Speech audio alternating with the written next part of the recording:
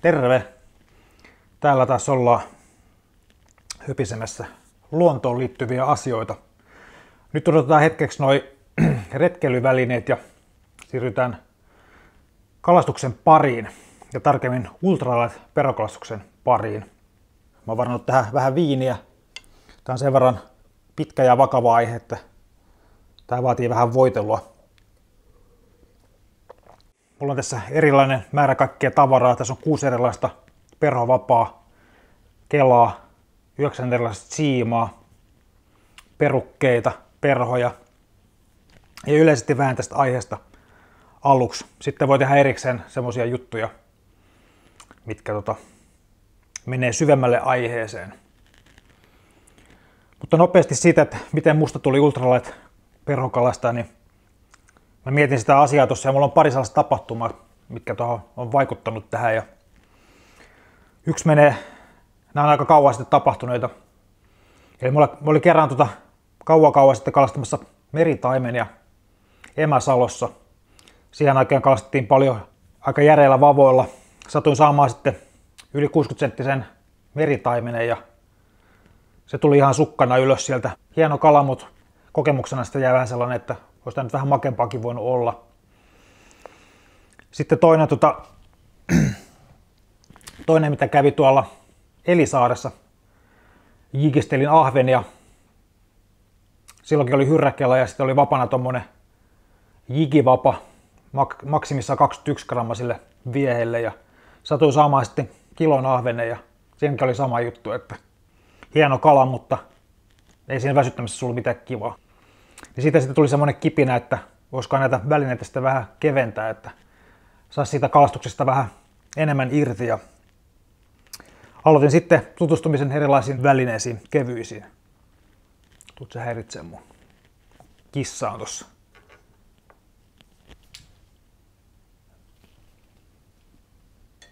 Tuu vaan siihen. Niin.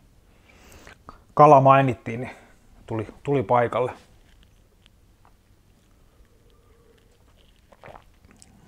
Saat sä nukkua siinä. Mä menin vähän sekaisin. Mutta sitten perokalastukseen mä tutustuin yhden kaverin kautta. Oltiin Vätsärissä valtamassa. Hän saa sieltä sitten pintaperholla taimenia ja ajattelin, että mäkin haluan sitten ruveta kokeilemaan tollasta. Ja koska oli tää ultralight pohja jo alla, niin ostin sitten Sporttia Pekasta aikana niin ensimmäisen perhovapan ja näin ne saa poikki. Se on tämmönen kuin Scott G 7,7 alkoinen 3. luokan vapa. Siitä lähti mun ultralight perhokalastusura käyntiin. Ensimmäinen kala oli, minkä sain perholla ja tällä kyseisellä vavalla oli 49-senttinen harjus Caldoaista. Siitä asti on sitten ollut ultralight perhokalastuksen harrastaja. Sitten pikkasen ultralight perhokalastuksen määritelmää. Mun mielestä ultralight perhokalastus tarkoittaa vapaluokkia 0-3. Joskus on ollut myöskin 000 luokan vapoja, mutta käsittääkseni niitä ei enää valmisteta. Mutta mulla itselläni löytyy ultralight perhovapoja luokasta 0 luokkaan 3. Ja se on se, mistä mä nyt puhun tässä sitten. Mutta sitten vähän sitä, että miksi harrastaa ultralight perhokalastusta.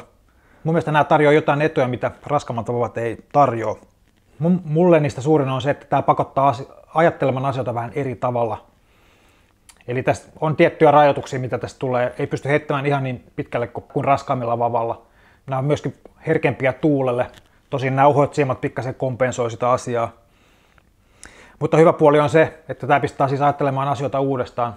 Sulla on nämä tietyt rajoitukset, sä joudut miettimään tarkemmin, mitä sä kalastat.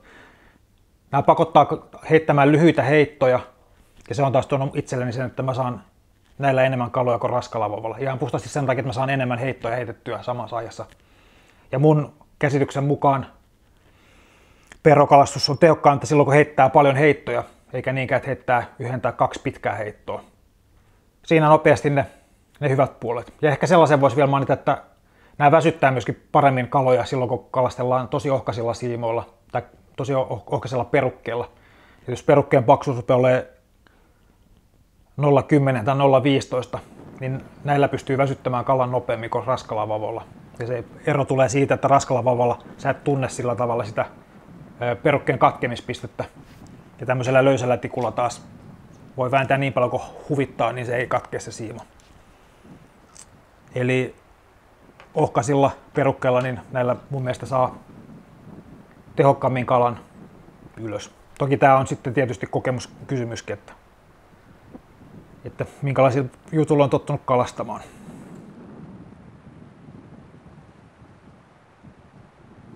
Sitten kaikkein huonoin puoli näissä ultralight jutussa on se, että siimoja on vähän huonosti saatavilla. Eli suurin osa kolmosluokan alle siimoista on pintasiimoja. Eli tämmöisiä upposiimoja on aika vaikea löytää. Kolmosluokkaa vielä löytyy jotain intermediate-siimoja, mutta sitten jos puhutaan ihan uppoavista siimosta, niin sitten rupeaa käymään vähin siimat markkinoilla. Eli jos haluaa uppoavilla siimoilla kalastaa, niin joutuu vähän kikkailemaan. Kalastamaan joko tämmöisellä tai luokkaa painavampi, mikä on ihan ok. Osa noista vavoista heittää sitä ihan hyvin. Tai sitten ostaa tuommoisen siimen ja pikkasen pätkiä sitä ja tuunata omanlaisekseen. Se on mun mielestä se huonoin puoli. Ja sitten tietysti Suomen markkinoilla näitä on vähän huonosti tarjolla. Meidän kalastuskulttuuri ei tue tällaista kalastusta kauhean hyvin.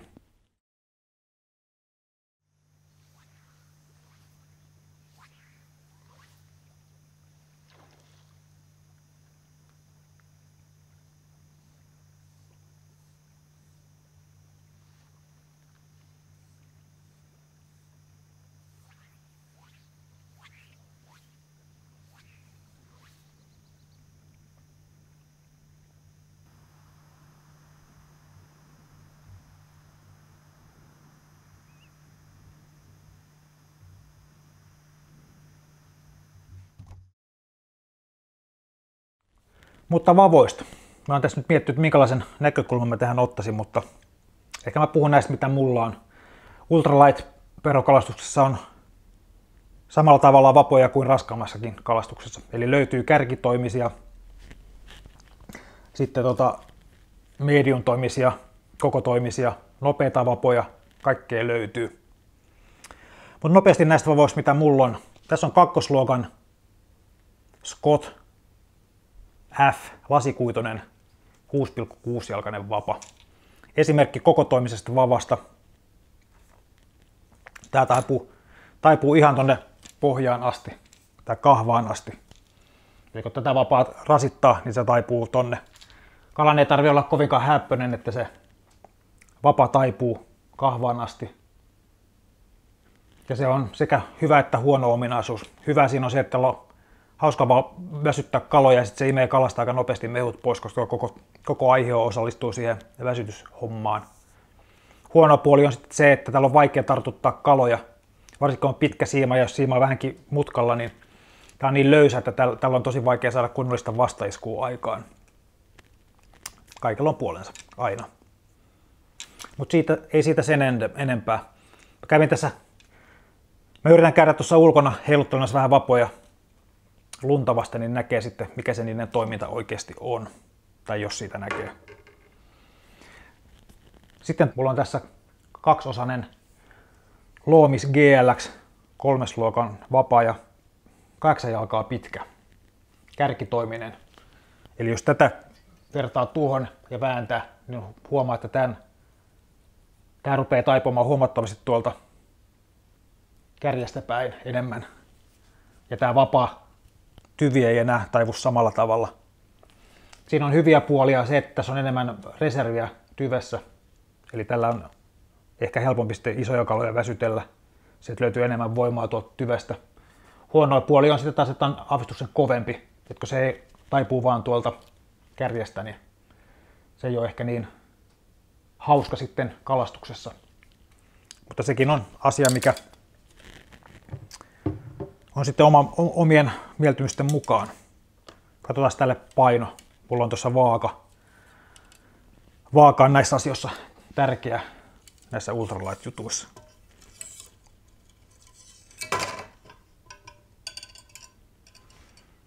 Tällä vavalla on painoa 48 grammaa. Mitä taas tuo toinenkin tasapuolisuuden nimissä. Niin Sinä jäät siihen lepäämään.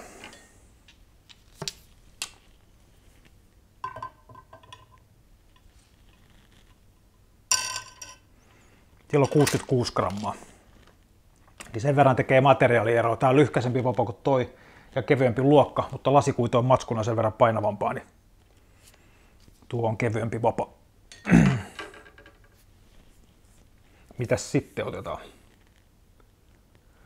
Sitten otetaan vaikka tää, kun tää on vielä tässä kasattuna, niin, eli tää on se Scotti, mun ensimmäinen perhovapa, 3. luokan 7,7 jalkainen vapa.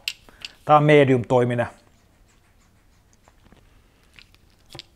Erittäin hieno tikku tämäkin. Tällä on hyviä muistoja tuolta Lapista. Silloin paino 66 grammaa. Parikymmentä vuotta vanha vapa. Medium-toiminen vapa, mutta tämä on näistä mun vavoista kuitenkin yksi nopeimmista. Tai vaikka se on medium-toiminen vapa, niin silti tämä aihio palautuu äärimmäisen nopeasti. Tässä on myöskin voimaa tässä vavassa aika paljon. Tällä pystyy heittämään 4 siimoja aika kivuttomasti. Eli mä oon monesti käyttänyt tätä sitten tuulisilla keleillä. Sen takia, koska tää on pikkasen lyhkäisempi kuin noin moni muu ja sitten tässä on sitä voimaa ja tää jaksaa heittää sitten streameriäkin vasta tuulessa. Pistetään sekin tuohon lepäämään. Sitten otetaan uudempi sukupolvi tosta, eli Scott G2. Tuolla on painoa 76 grammaa. Eli se on 10 grammaa painavampi kuin tuo, mutta tää on myöskin 8,4 jalkaa pitkä kakkosluokan vapa. Ja sitten tässä painon tekee itse asiassa tää jalopuukahva. Eli kun vapoja vertailee, niin pitää myöskin ajatella sitä, että mikä siinä sitä painoa tuo. Jalopuukahva on yleensä aika painava. Et vavat, missä on jalopuukahva, niin ne on aina pikkasen painavampi kuin ne, missä ei ole. Äärimmäisen hieno kakkosluokan vapa. Näissä vapojen luokituksissakin on semmoinen hauska juttu, että se on aina yhden ihmisen näkemys, mikä sen vavan luokkaan, eli vapan suunnittelijan näkemys. Mun mielestä tämä ei ole kakkosluokan vapa. Tämä on 3. luokan vapa, jos ei jopa 4. luokan vapa. Tässä on sen verran voimaa reservissä, että tällä pystyy heittämään 4 siimoja silleen, ettei ihan hirveästi ahdista. Toki tämä toimii kevyemmällä ehkä vähän paremmin, mutta ei ole mun mielestä aito kakkosluokan vapa. Jos vertaa esimerkiksi tähän lasikuitutikkuun. Tai tähän Sageen 3. Tämä on kakkosluokan 8,2 jalkainen SLT. Mitataan senkin paino. Painoasiat on tärkeitä. Sille tuli paino 50. Nyt se ottaa johon kiinni tuolla. Ei saa huijata näissä jutuissa, muuten tulee sanomista. 54 grammaa. Joo. Äärimmäisen hieno vapa, yksi mun lempivavoista. Tällä on monta iloista hetkeä taivuteltu tuolla tuntureilla, mutta ei siitä sen enempää. Tämä on lyhyt esittely näistä asioista, joskus vielä lisää sitten. Kissa ei ole kyllästynyt juttuihin. Se rupesi kehräämään. Katsotaan, tarttuuko kissan kehräys nauhalle. Sitten on vielä yksi vapa. Tämä näistä kaikkein pisin. Winston Boron 2. 8,6-jalkainen 3. luokan vapa. Tämä on nopea vapa. Tai Winstonin käsitys nopeasta vavasta. Ja kyllä se on kärkitoiminen nopea vapa. 77 grammaa painoa. Äärimmäisen kiva keppi myöskin. Tälläkin on paljon kilometrejä alla. Mutta siinä nopeasti vavoista. Mulla on näitä sen takia paljon, kun mua kiinnostaa nämä erot, minkälainen on nopean vavan ja hitaan vavan erot ja niin poispäin. Sen takia mä oon hommannut näitä paljon. Kukaan ei tarvitse oikeasti näin paljon vapoja. Jos ultraperhokalastusta haluaa harrastaa, niin yksi vapa riittää mun mielestä. Ja jos oikein syvälle haluaa mennä, niin sitten voi ottaa sen toisenkin. Tää on liioittelua, mutta olin joskus niin innoissani aiheesta, että olen hommannut vapoja paljon. Huutan itseni viiniin ja kyyneliin sen takia.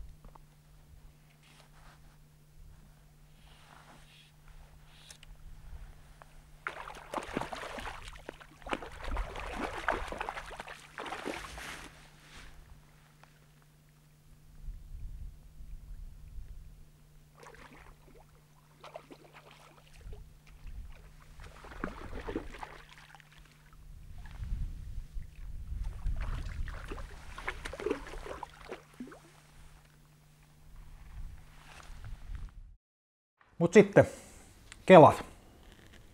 Nopeasti ultralight perokeloista. Mulla on tässä 6 erilaista versiota. Laajakehäinen kela, missä ei ole jarrua. Tässä on vain räikkä, mikä toimii jarruna. Se estää ylikierrämisen, mutta varsinaisesti jarrua ei pysty säätämään. Tosi hieno kela ja kevyt. Katsotaan sen paino. 97 grammaa siimoineen. Tässä on siimana Sagen Quiet Tupper, tommonen ohut presentaatiosiima. Jos katsotaan koko tämän setin paino, niin tuossa on se 97 grammaa ja tästä tuli se, oliko tämä nyt sitten 54 grammaa, niin suunnilleen. Eli suunnilleen pääsee 150 grammaa. Äärimmäisen kevyt ja hieno yhdistelmä. Tämmöisen ultralight-kelan huono puoli on siinä, että tänne ei mahu siimaa kunnolla sisään. Tämmöinen ohkainen erikoissiima tähän menee, mutta tähän ei esimerkiksi mene enää normaali 3. luokan siima. Eli keveyden kääntöpuoli näissä on sitten se, että siimatelvos ei ole aina paras mahdollinen. Tässä on sitten Guidelinein 2-5 luokan siimoille suunniteltu kela. Tähän menee siima jo paremmin. Tässä on tällä hetkellä 4. luokan intermediate siima. Painoa tulee 125 grammaa, eli melkein 30 grammaa enemmän kuin tossa. Mutta tässä on jarru, kunnollinen jarru, mitä pystyy säätämään, ja sitten tähän menee enemmän siimaa sisälle. Tämä siiman mahtuminen on siitä tärkeä asia, että mä itse, kun mä kelaan, mä ohjaan aina siimaa tonne paikalleen. Eli siis mä laitan itse aika täyteen sen. Mutta ne ihmiset, jotka sitä ei tee, niin etenkin niiden kannattaa sitten ostaa sellainen kela, mihin sitä siimaa mahtuu. Sitten tässä on vielä perinteinen, otetaan nyt perinteinen perokela. Tähän mahtuu siimaa sitten taas paljon paremmin. Tässä on jarruja. Hieno kela ja hyvän näköinen. Huono puoli tässä on ehkä se, että tässä aika pienelle kierteelle, tai mä en tiedä miten se nyt sanoisi. Siis siima menee aika tiiviiseen myttyyn tonne, että se pikkasen kauemmin menee, kun se suoristuu kuin tämmöisestä oikein laajakelaisesta kelasta. Alkaa olla jo katastrofin merkit ilmassa. Mutta siinä nopeasti keloista. Eli mun oma suositus, että ostaa kelan, missä on jarru. Mä tykkään niitä jarrutella ilman niin kuin kämmenellä, mutta jarrusta ei ole mitään haittaa. Jarrullinen kela, mihin mahtuu oikeasti se siima, minkä haluaa, ja sitten siinä voi olla sen verran varaa, että jos ostaa joskus pykälä järemmän vavan, niin pystyy sitä samaa kelaa käyttämään myös siinä. Ja taas viiniä.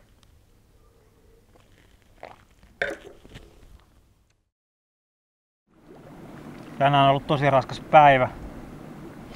7 tuntia käveli tämmöisessä kivikossa ja kaikessa muussa töhnässä, suossa ja muussa. Piti mennä vielä 3 tuntia eteenpäin, mutta tuossa löytyi näköjään harjusparvi, mikä tuossa on. Niin jäädään nyt sitten tähän kautta ajakojen top 5 huonoimman telttapaikan joukossa, mutta kalastamaanhan tänne oltu tuo eikä nukkumaan. Ajattelin tuossa ennen kuin rupeaa tekemään ruokaa, niin kokeillaan vielä pintaperolla ja taas tämä rakas 0-luokan systeemi saa huutaa toivottavasti. Katsotaan miten mulla nyt sitten käy. Tästä on ihan rennosti. Niin pitää eka laittaa nuo ökylaarit päähän, niin taas näkee.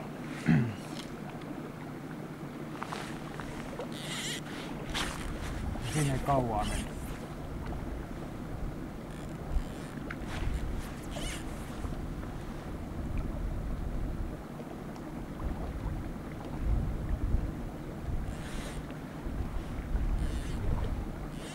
Sen verran pidemmälle kamerasta.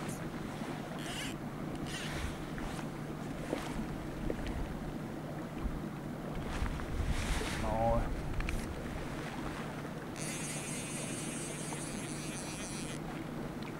Pääs hirveinen karhu. Näkyy tuleva sade. Ihan hetkenä niillä hyvä.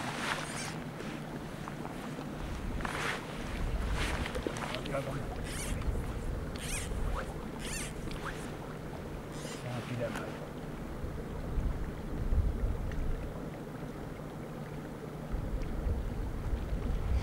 Pintaperho upposi heti, mutta mitäpä tuolla väliin.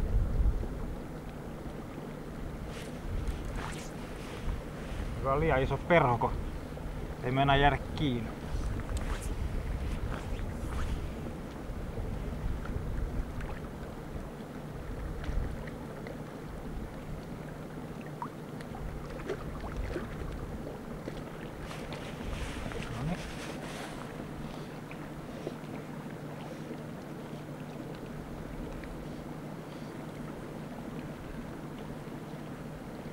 Eipä oo häppösen kokoinen. Mitä sen kalaksi tunnistaa kuitenkin.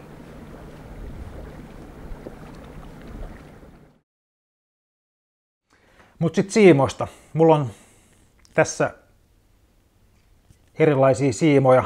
Pintasiimoja on tässä 5-6 erilaista. Tämän presentaatiosiiman mä mainitsinkin. Tää on ohkainen pienille pintaperhoille tarkoitettu. Siinä se toimii erinomaisesti, että laskee perhon todella hiljaisesti veden pinnalle. Kääntöpuoli on se, että isot perhot ei jaksa kääntää isoja perhoja, varsinkin sitten jos on vähänkin tuulta vastaan, niin se ei toimi. Sitten on täysin vastakkainen siima. Tässä on 7,5 metrin kartio. Tämä on Loopin Distance 75 niminen muistaakseni. Ei ole tehty enää vuosiin. Mä oon tykännyt tämän tyyppisistä siimoista just avotunturissa sen takia, koska nämä kääntää isojakin perhoja paremmin. Toi lyhyt klumppi tekee sen, että se on nopea käyttää niillä pituuksilla, mitkä on mulle tärkeitä, eli alle 10 metrin heitoilla. Ja se on tehokas. Huono puoli on sitten se, että se ei ole pienillä perhoilla, niin tämän kanssa joutuu olemaan vähän tarkkana, että tämä helposti lävähtää siihen veden pinnalle. Sitten on Guidelinein tuommoinen normaali pintasiima. Tässä on klumppia yli 10 metriä, en muista tarkkaa lukemaa. Erittäin hieno siima. Tavallaan nämä kaksi menee vähän, tämä menee sinne niiden väliin. Mutta ei siitä sen enempää. Sitten mulla on 2 erilaista 3. luokan ja 4. luokan intermediate-siimat. Mä oon käyttänyt näitä paljon streamerien kanssa ja joskus nymfitoiminnassa. Mä kalastan näillä siis järvillä pääsääntöisesti, näillä ultralight-kamoilla. Mutta mun käytössä on pikkuhiljaa jäänyt noin pois käytöstä, nämä intermediate-siimat. Ja sitten on vitosuppoava siima. Tämä on 4. luokan siima. Ja näistä vavoista osa jaksaa heittää. Tämä Scotti pystyy heittämään tuommoista siimaa. Sitten mulla on Sagen SLT, mikä ei ole tässä, niin se pystyy heittämään tätä siimaa hyvin. Mutta yhteenvetona näistä siimoista, mä harrastan siis järvikalastusta Lapissa pienehköillä lammilla tai järvillä. Jos mun pitäisi valita yksi siima semmoisen käyttöön, niin mä ottaisin pintasiiman ja mä ottaisin tämmöisen, missä on klumppia. Mä teen tätä hommaa avotunturissa, siellä tulee lähes aina, niin tommonen on siihen hyvä. Jos mun pitäisi sillä ottaa kaveriksi, niin mä ottaisin uppoavan siiman. Pintasiiman hyvä puoli on siinä, että sillä pystyy kalastamaan myöskin uppoperholla ainakin pari metriä sutkot tehokkaasti. Tuo lasisiima on uppoava, mutta se ei tuo mun mielestä tarpeeksi hyötyjä. Silloin kun pitää päästä syvälle, niin sinne pitää päästä nopeasti, niin sen takia tämä siima. Jos mä ottaisin 3 siimaa mukaan, niin sitten mä ottaisin 2 erilaista pintasiimaa ja tuon vitosuppoavan siiman. Mutta näissäkin tulee sitten se vasta, että kuinka paljon rojoa vittiin kantaa mukana. Niin mä oon kantanut sitä aikanaan niin paljon, mutta joskus toivottavasti tulee järkikin tähän mukaan. Sitten vielä noista siimoista sen verran, että mulla on täällä Skagit-siima, 150-graaninen OPST Commando. Mä oon jonkun verran testannut Skagit-siimoja noiden ultralight-perhovapojen kanssa. Ihan sen takia, että on hauskan näköistä puuhaa ja näillä on hauska heitellä.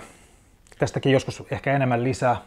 Mutta sen verran nopeasti, jos haluaa päästä halvalla Skagit-maailmaan mukaan, niin näihin ultralight-perhokasvuksiin pystyy tekemään halvalla Skagit-siiman tämmöisestä lohenkalastukseen tarkoitetusta.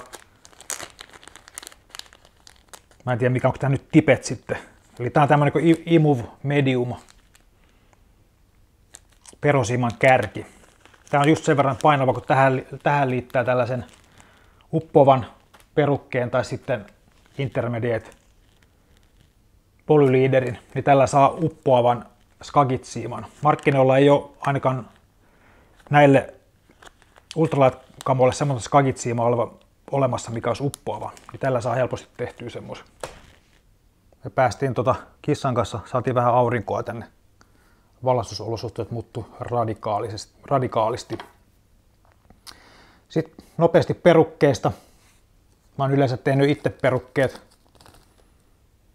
Pätkinyt noista siimoista. Sillä tavalla saa halvemmalla. Oon tehnyt eri mittaisia.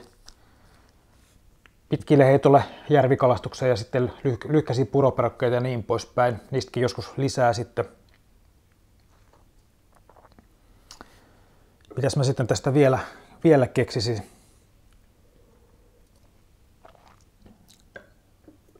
Perhoista, niitä ei ole mainittu vielä. Mä käytän styroksisia perhorasioita. Tämmösiä. Näihin menee 200 perhoa suunnilleen. Kevyitä ja sinne mahtuu kaiken näköistä. No yleisesti mä oon käyttänyt aika isoja perhoja suhteutettuna vapaluokkiin.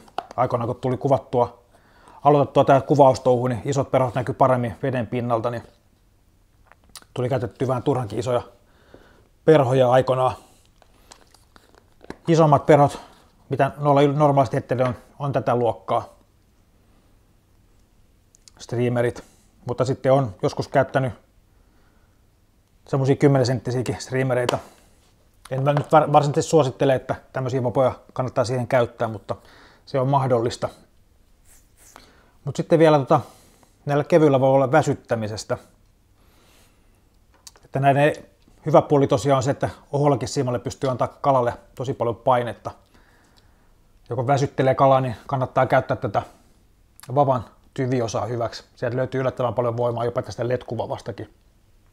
Nämä myötäilee hyvin kalan liikkeitä ja väsyttää kyllä kalan nopeasti, vaikka joku toisin väittäisi. Niin jos mä löydän jotain hyviä klippejä, niin mä voin laittaa pari esimerkkiä, kuinka kauan kestää milläkin vavalla kalan väsyttäminen. Heittämisessä kannattaa käyttää tuulta hyväksi. Vastatulleen ei lennä millään vehkellä perhokunnolla. Ja etenkään näillä niin kannattaa aina ottaa semmoinen kalastuspaikka, missä pystyy tuulta vähän paremmin käyttää hyväkseen. Eli ei vastatuuleen, mutta aina vähän viistotuuleen tai myötätuuleen. Niin pystyy tosi kovassakin säässä kyllä kalastelemaan näillä systeemeillä.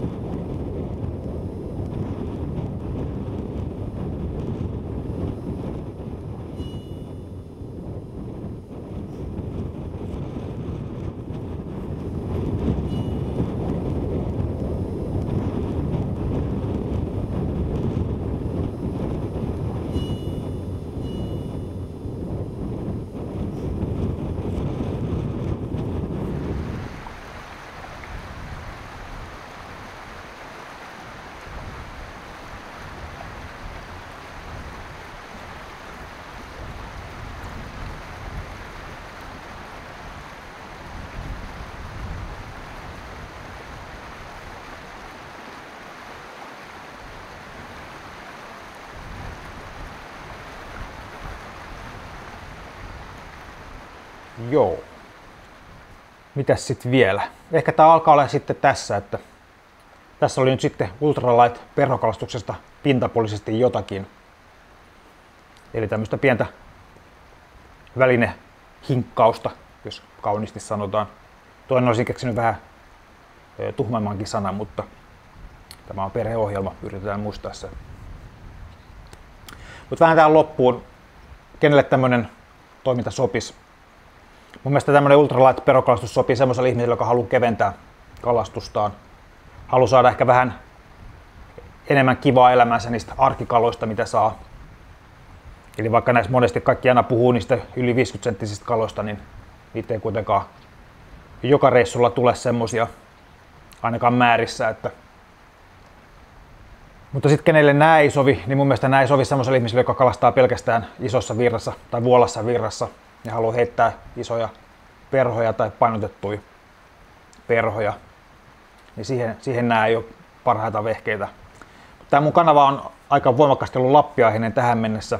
Ja jos siltä näkökulmalta mun pitäisi jollekin suositella perhovapaa Lappiin, niin itse valitsisin 3. luokan vavan, joka on 8-8,5 alkaa pitkä. Semmoisella mä hoitelen kaikki seisovan veden kalastukset ja sitten satunnaiset jokikalastukset, mitä mulla tulee vastaan. Mutta jos mun pitäisi jollekin muulle suositella vapaa, yhtä perhovapaa, niin mä ehkä kuitenkin suosittelisin pykälää raskaampaa, eli 4. luokan vapaa. Ja tää sen takia, koska suurin osa ihmisistä kalastaa kuitenkin pääsääntöisesti virtaavassa vedessä,